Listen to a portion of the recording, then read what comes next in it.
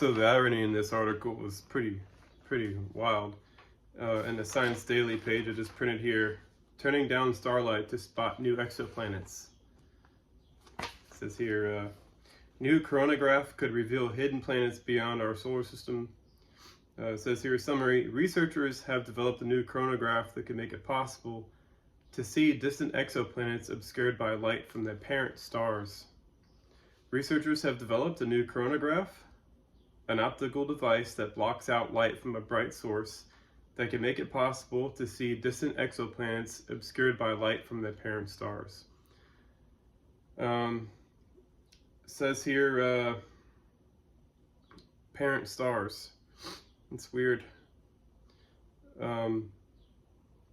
Stars don't birth planets. Stars are young planets. You don't need a new coronagraph. You need a new theory. If you want to discover something new, just point your telescope out and you can see the young planets. They shine really brightly. They're called stars. For those who are new here, the young planets are really bright and hot and big. As they cool and collapse and lose their mass, they become what astronomers call exoplanet or planet.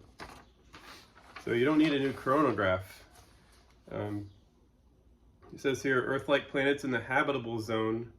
That's another made-up idea. The region around a star where temperatures could allow liquid water to exist. The habitable zone is inside the star's atmosphere itself. I know this because an asteroid could be in the habitable zone of the sun, but it's not going to host life. So that's a ridiculous idea. The habitable zone is inside of the Earth's atmosphere, inside where the pressure and temperature is just right. So I don't know why they say habitable zone around a star. That's weird. Blah, blah, blah, blah, blah.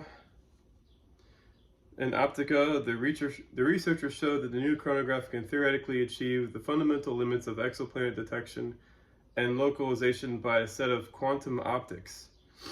Yeah, my brain is also a tool of quantum optics.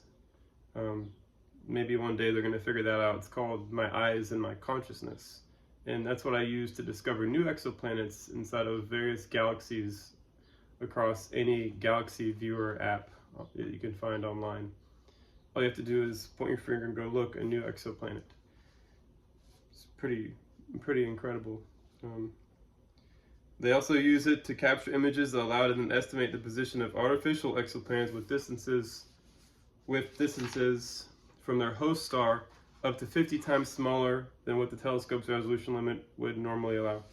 That's weird. They use host star, but in the beginning they say parent star.